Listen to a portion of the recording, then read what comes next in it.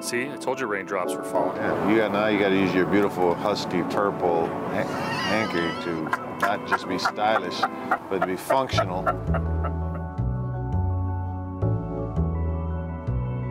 We are at Mojitos out on Lake City Way.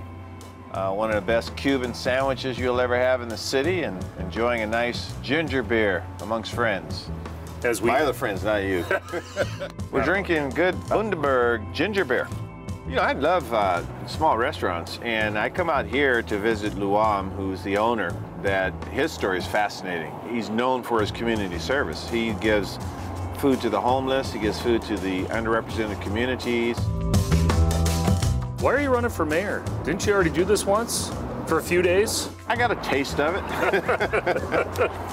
you know, I will tell you that I think the city right now is sort of redefining or defining who it will be, what it will be in the next 10, 15, 20 years. I don't want to let the city down. The city's right now, there's finger pointing, the morale is awful. People are not happy at all with City Hall. I mean, they're just disgusted. And we can change that. We will change it. I firmly commit to that. So that's why I'm running for mayor. And your backstory in Seattle, your mother, Japanese American, was in an internment camp, correct? Yes. Father, African American, settled in the Central District in a time in Seattle's history with redlining. How did that upbringing shape you? When you are of mixed heritage, you don't fit into one particular group. But my parents gave me a gift of belief in God and belief in self, and that you can truly accomplish what you want to, and you will not be excluded. They gave me so many gifts of confidence, of high self-esteem, of humility. How does that context help when discussing the future of the Seattle Police Department, where obviously people are talking about defunding the police or reimagining the police department? I don't say defund the police, and I think that anyone in my situation who grew up in the Central District in the 60s and 70s, you'd be hard-pressed to tell me about unreasonable police. I've seen it with my own eyes. I've been searched. So when people say, well, he just wants police everywhere, he doesn't understand accountability, that tells me they don't have a clue. They have not walked in my shoes. There's some people who tie public safety and homelessness together, as you know, and this has been a neighborhood, Lake City, that has dealt with numerous issues surrounding homelessness.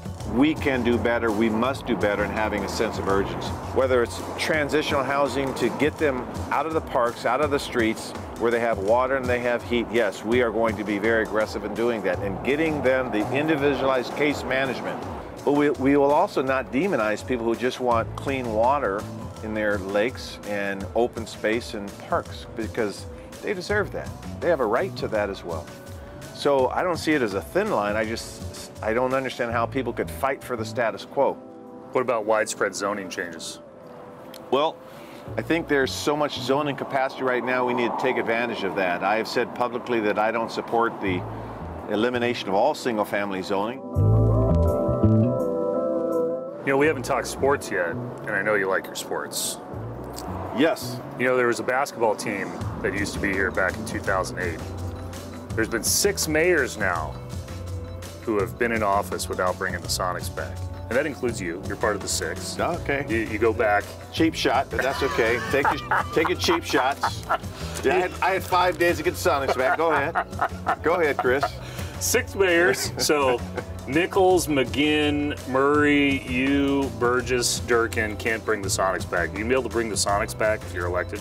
Yes. Number one, I'm actively talking to people who have deeper pockets than yours and mine put together, who have the wherewithal, number one.